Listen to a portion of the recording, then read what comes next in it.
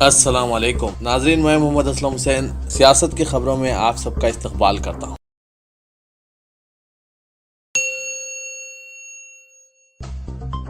لوک سبھا 2019 انتخابات کے دوسرے مرحلے کے لیے 12 ریاستوں کی 95 سیٹوں پر آج پولنگ جاری ہے۔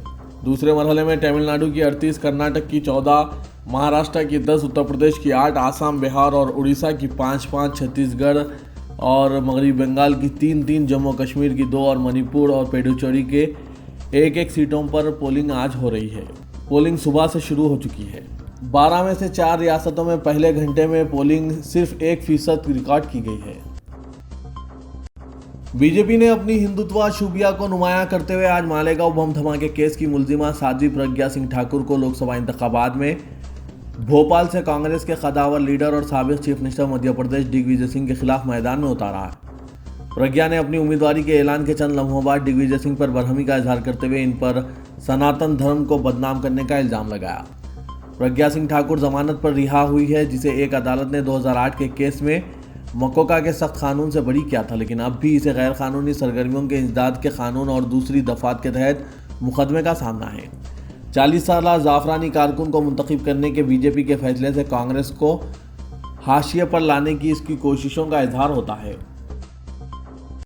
کانگریس نے آج نریندر مودی حکومت پر الزام لگایا ہے کہ وہ پارٹی کی جانب سے جاری کردہ ویڈیو ٹیپس کی تحقیقات کا حکم نہ دیتے ہوئے نوٹ بندی کے بعد نقد رقم کے غیر قانونی تبادلے میں ملوث افراد کا تحفظ کر رہی ہے۔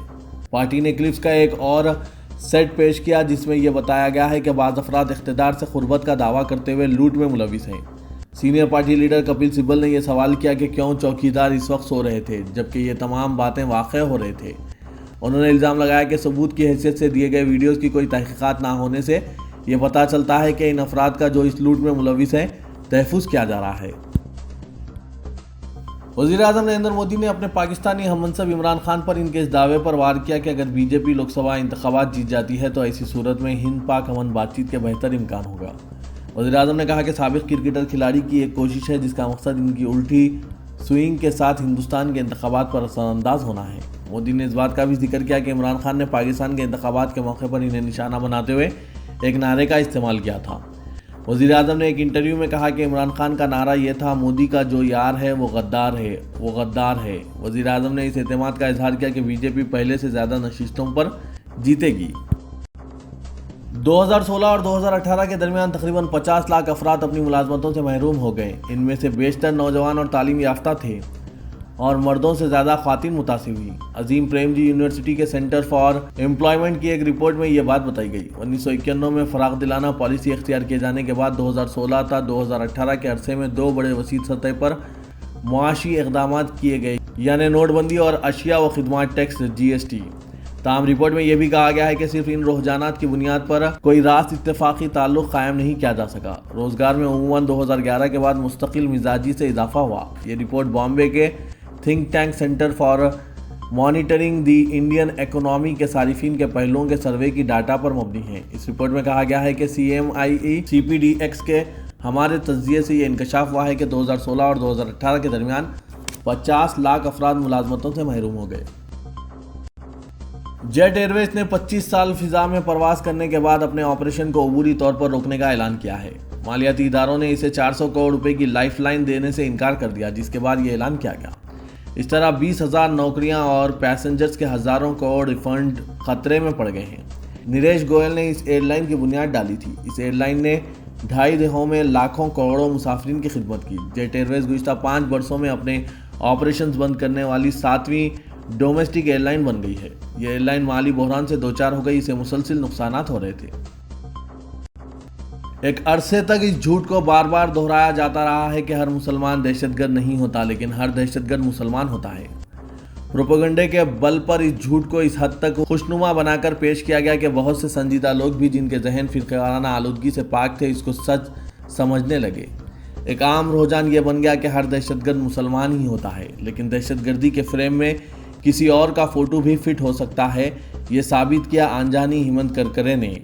ATS چیف کے منصب پر فائز رہتے ہوئے انہوں نے ہندوتوادی دہشت گردوں کے ٹولے کو بے نقاب کیا اور سادھوی پرگیا اور اس کی ٹیم کے بہت سے لوگ گرفتار ہوئے اور ان کے خلاف قانونی کارروائی بھی شروع ہو گئی۔ شہید ہیمنت کرکرے نے حق و انصاف کی بالادستی کی جرت کی قیمت اپنی جان دے کر چکائی اور ان کی شہادت کے ساتھ بے وفائی کا کام اس ملک کی سرکاری مشنری اور یہاں کے کرمنل سسٹم میں موجود فرقہ پرستوں اور ان کے ایجنٹوں نے بخوبی انجام دیا۔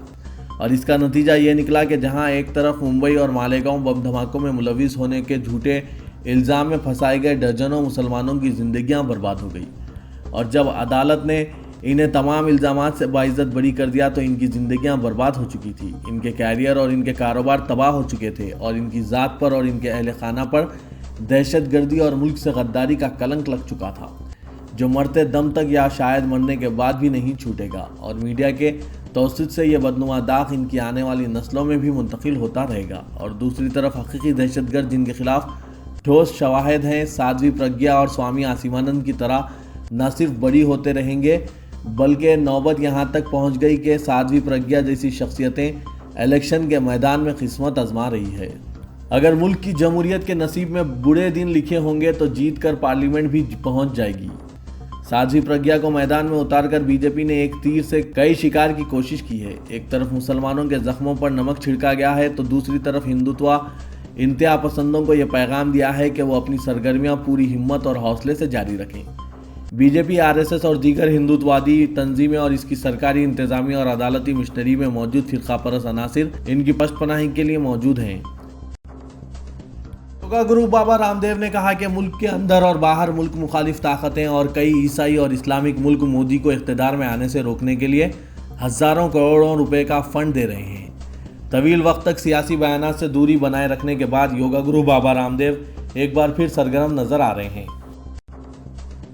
بھارتیہ جنتا پارٹی کی نائب صدر اور مرکزی وزیر اما بھارتی نے کانگریس کی جنرل سیکریٹری پرینکا گاندھی وڈرا کو چور کی بیوی کہے جانے کو بگڑے بول کہے جانے کو خارج کرتے ہوئے آج کہا کہ ان کا تبصرہ حقیقت میں درست ہے، اور ایسا کر کے انہوں نے کانگریس کو اینٹ کا جواب کنکر سے دیا ہے۔ اما بھارتی نے سوشل میڈیا پر ایک بیان جاری کر کے محترمہ پرینکا گاندھی کے بارے میں اپنے خیالات کو دہرایا اور میڈیا کی تنقیدوں کا ذکر کرتے ہوئے کہا کہ کل سے مسلسل مسز رابرٹ وڈرا پر میرا تبصرہ کچھ نیوز چینل بگڑے بول کہہ رہے ہیں، جبکہ میرا پورا بیان حقیقت میں درست ہے، اس پر چھپنے والا ضرور ہے۔ انہوں نے کہا کہ حقیقت یہ ہے کہ رابرٹ وڈرا پر بدعنوانی کے الزامات ہیں اور وہ ضمانت پر ہیں۔ ضمانت کا مطلب ہوتا ہے کہ جرم کی نصف قبولیت، ضمانت کا مطلب کلین چٹ نہیں ہوتا۔ ایسی حالت میں ان کی بیوی کیا کہلائیں گی؟ انہوں نے وہی کہا ہے۔ انہوں نے پوچھا کہ وڈرا کی املاک میں بے تحاشا اضافہ ہوا تو کیا ان کی بیوی اس سے انجان تھی؟ نوجوانوں کو گمراہ کرنے والا ٹک ٹاک ایپ گوگل پلے اور ایپل اسٹور سے ہٹا دیا گیا ہے۔ 3 اپریل کو مدراس ہائی کورٹ نے مرکزی حکومت کو یہ کہتے ہوئے ہدایت دی تھی کہ ٹک ٹاک ایپ کے ذریعے فحاشی پھیلائی جا رہی ہے جو بچوں اور نوجوانوں کو ذہنی طور پر بیمار بنا رہی ہے۔ مدراس ہائی کورٹ کی اس ہدایت کے بعد ٹک ٹاک کے مالکان نے عدالت عظمیٰ میں اپنی فریاد کی، لیکن عدالت عظمیٰ نے اس پر کوئی کارروائی نہ کرتے ہوئے مدراس ہائی کورٹ کی ہدایت کو ترجیح دی، جس کے بعد مرکزی حکومت نے گوگل اور ایپل کو عدالت کی ہدایت پر عمل کرنے کو کہا، جس کے بعد گوگل نے پلے اسٹور اور ایپل نے ایپل اسٹور سے ٹک ٹاک ایپ کو ہٹا دیا ہے۔ جواہر لال نہرو یونیورسٹی کے لاپتہ طالب علم نجیب احمد کی ماں فاطمہ نفیس اپنے بیٹے کو واپس لانے کا ایک انتخابی وعدہ سننے کی امید باندھے ہوئی ہے۔ یو پی کے بدایوں کی رہنے والی نفیس نے کہا کہ مختلف پارٹیوں کے نمائندے ان کے گھر آتے ہیں لیکن وہ صرف ہمدردی ظاہر کرتے ہیں۔ انہوں نے پی ٹی آئی سے کہا، مجھے تسلی ظاہر کرنے والے نہیں چاہیے، میں صرف ان لوگوں کی تلاش میں ہوں جو مجھے میرے بیٹے کو واپس لانے کی یقین دہانی کرائیں۔ ہمارے گھر آنے والے مختلف پارٹیوں کے نمائندوں سے میں یہی کہتی ہوں، میں صرف اسی پارٹی کو ووٹ دوں گی جو مجھے میرے بیٹے کو واپس لانے کا یقین دلائے۔ بی جے پی کے فائر برانڈ لیڈر گری راج سنگھ نے ایک بار پھر سے کانگریس اور راہل گاندھی پر نشانہ سادھا ہے۔ گری راج سنگھ نے کہا کہ کانگریس پارٹی ووٹوکریسی کا ایجنڈا چلا کر ملک کو بانٹنے کی کوشش کر رہی ہے۔ یہی وجہ ہے کہ راہل گاندھی آج جناح کے ایجنڈے پر چل کر دوسرے جناح بننا چاہتے ہیں۔ یہ باتیں بیگوسرائے لوک سبھا حلقے میں بی جے پی کے امیدوار گری راج سنگھ نے ایک راجنیتک منچ سے میڈیا کو کہی۔ گری راج سنگھ نے سیدھے الزام لگاتے ہوئے کہا کہ نوجوت سنگھ سدھو کانگریس صدر راہل گاندھی کا ایجنٹ بن کر پاکستان جاتے ہیں اور وہاں دہشت گردوں کے سرغنہ سے ملاقات کرتے ہیں۔ یہی نہیں، پاکستان کے وزیر اعظم سے بھی رائے مشورے کرتے ہیں۔ سعودی عرب کی 2 نوجوان لڑکیاں فرار ہو کر جارجیا پہنچ گئی ہے۔ انہوں نے اس ملک کی حکومت سے درخواست کی ہے کہ وہ ان کے حقوق کے تحفظ کو یقینی بنائے۔ ان لڑکیوں نے سوشل میڈیا پر خود کو جارجیا سسٹرز قرار دیا ہے۔ ان میں سے ایک کی عمر 28 سال اور دوسری کی 25 سال ہے۔ ان دونوں لڑکیوں نے سوشل میڈیا پر اپنے پاسپورٹ کی تصاویر بھی جاری کی ہے۔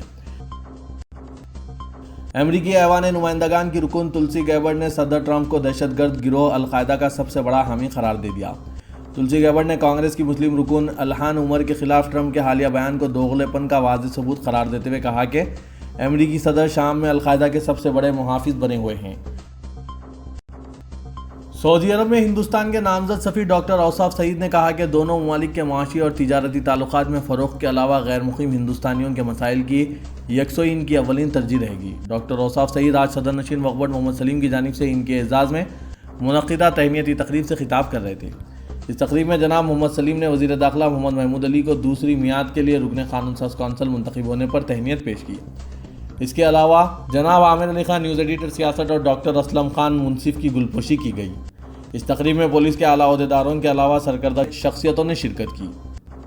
ڈاکٹر اوصاف سعید نے کہا کہ سعودی عرب میں یہ ان کی تیسری ذمہ داری ہے۔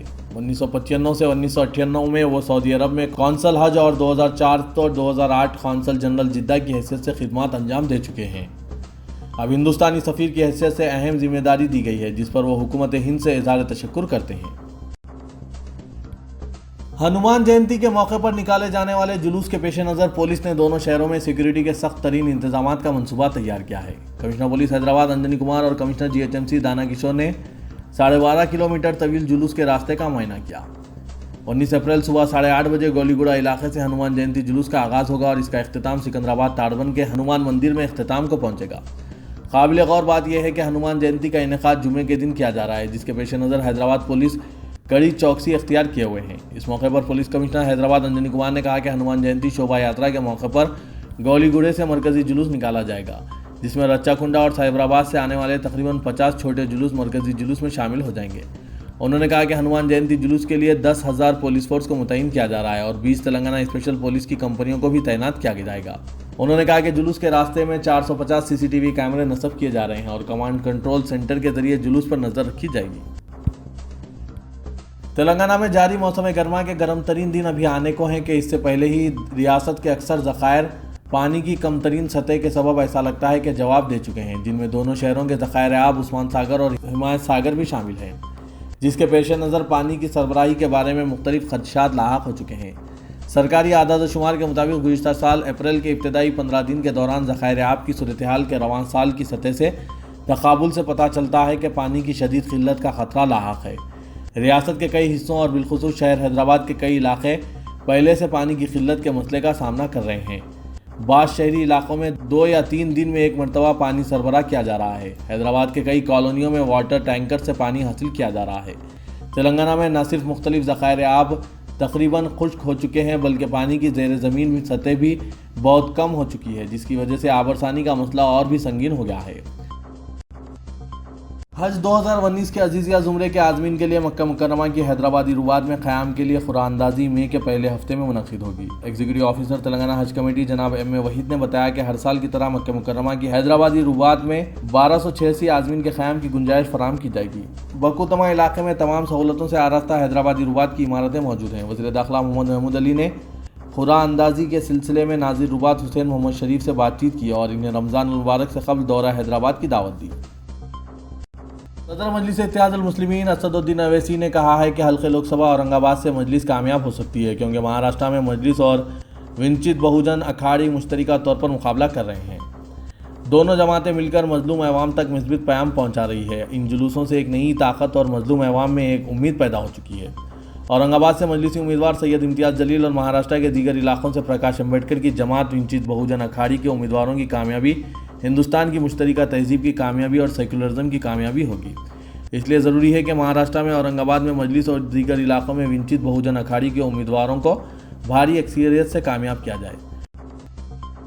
حیدرآباد ٹریفک پولیس کی جانب سے ٹریفک پولیس ملازمین میں سمر کٹس تقسیم کی گئی۔ یہ تقسیم نامپلی ٹریفک کمپلیکس میں کمشنر سٹی پولیس کے ہاتھوں عمل میں آئی۔ Commissioner city police Anjani Kumar نے اس پروگرام میں شرکت کی۔ اس کٹ میں پانی کا بوتل، چھاچھ کی پیکٹ، کالر لائٹ اینک، ناک پر لگایا جانے والا ماسک، اندھیرے میں چمکنے والی جیکٹ اور گلوکون ڈی پیکٹ شامل ہے۔ یہ کٹ 2400 ملازمین پولیس میں تقسیم کی گئی۔ کمشنر پولیس انجنی کمار نے کہا کہ ٹریفک پولیس سال بھر ہر موسم میں اپنے محفوظہ فرائض انجام دیتی ہے۔